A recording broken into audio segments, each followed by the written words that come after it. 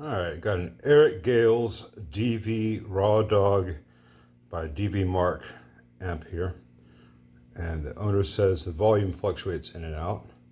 I've not played guitar through it yet. I've just got the treble, middle, and bass at noon.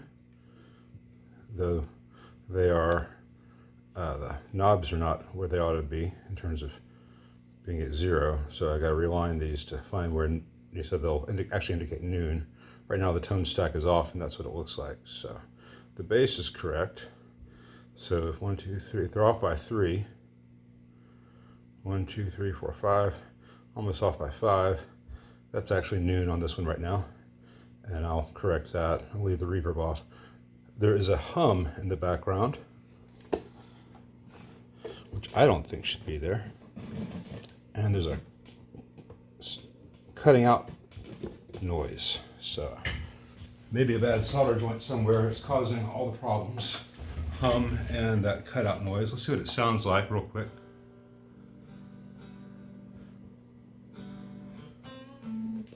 Doesn't sound like anything yet. So maybe this sound is cut out. I'll take this panel off, we'll look at the construction.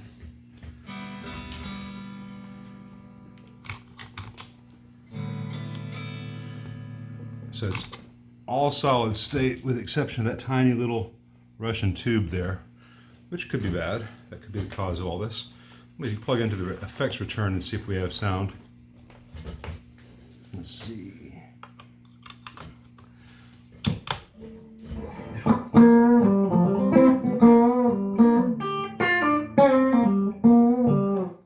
So the output section is fine. There's no noise, no hum, no intermittent. Something's up with the preamp. So we power this off and unplug it.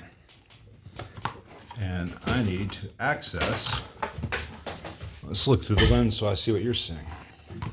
I need to access the bottom of the preamp board. And to get that out, I've got to disconnect the power switch cables.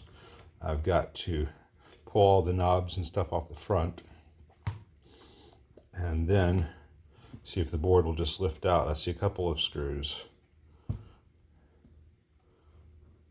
I'll find out how big a task this is. It looks like it's just some screws, the stuff off the front and these 2 ribbon cables and then getting the power stuff out of the way. So let me pause this and get it ready for the next bit. Okay, this brings us to a tricky issue.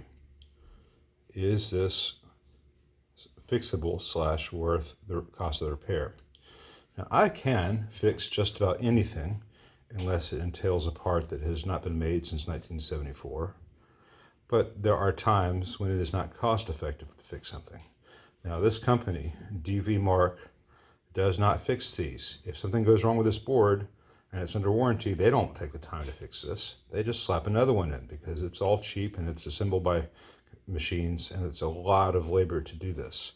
But what I have found is that the volume pot measures 0 ohms from any point from any of these contacts to the other, which tells me either that this pot is bad, that this IC that it's connected to has got a short, or more likely that we have what's called a tin whisker developed in this pot. Tin whiskers are what happens when lead-free solder branches out to another part of lead-free solder. It actually grows little tendrils, and they're called tin whiskers. And it's something that NASA's spending billions on fighting because they have to use lead-free solder. But you know, it only takes 1 tin whisker to bring down $1 billion satellite, let alone a $300 guitar amp. So sometimes just a little compressed air or some deoxit will fix this. Now these pots are sealed, unlike some other pots that we use. So it's a little bit tricky, and you just kind of squirt in the general vicinity and hope that you get some in there. I'm going to start with compressed air, and I'm also going to wash the board off with isopropyl because there's a lot of greasy stuff on there. And a tin whisker could be anywhere on here, and some of them are you have to see with a microscope. So this is a Hail Mary of the cleaning and the blowing out, and let's see if I can bring this back to life. If not, I'm going to tell the guy that he needs to contact the company and order another one of these boards, and I'll be glad to put it in there, or I can contact the company for him. But for me to fix this at this level without a schematic would cost much more than the amp is worth. So let me clean this and report back.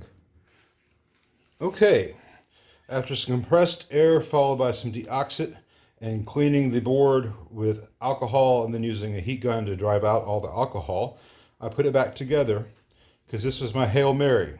If this didn't fix it, it just needed a new board.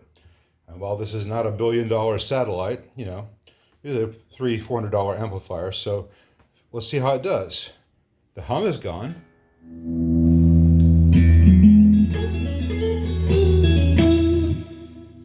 It's got the Accutronics digital built-in reverb, which sounds exactly like an Accutronics built-in digital reverb. I don't care for it myself, but it's there.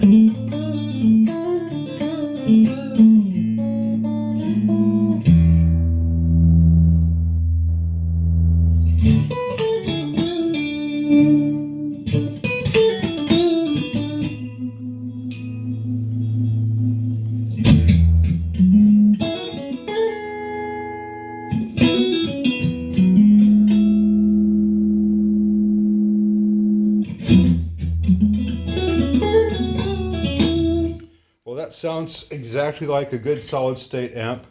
It's very clean. Doesn't feel great to play, but it's a big clean thing that'll hit pedals and a lot of reverb and stuff. And for those of you who disagree because it says Eric Gales on the front, I know Eric a little bit. I've known him since before he was Eric Gales. He was just a kid named Eric I met. He was a couple years younger than me. And I sat in his bedroom while he played guitar.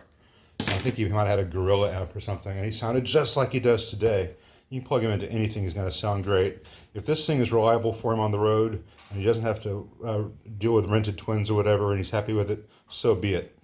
It is a lightweight thing. It's not one of the digital power amps that's going to fail if you look at it too hard.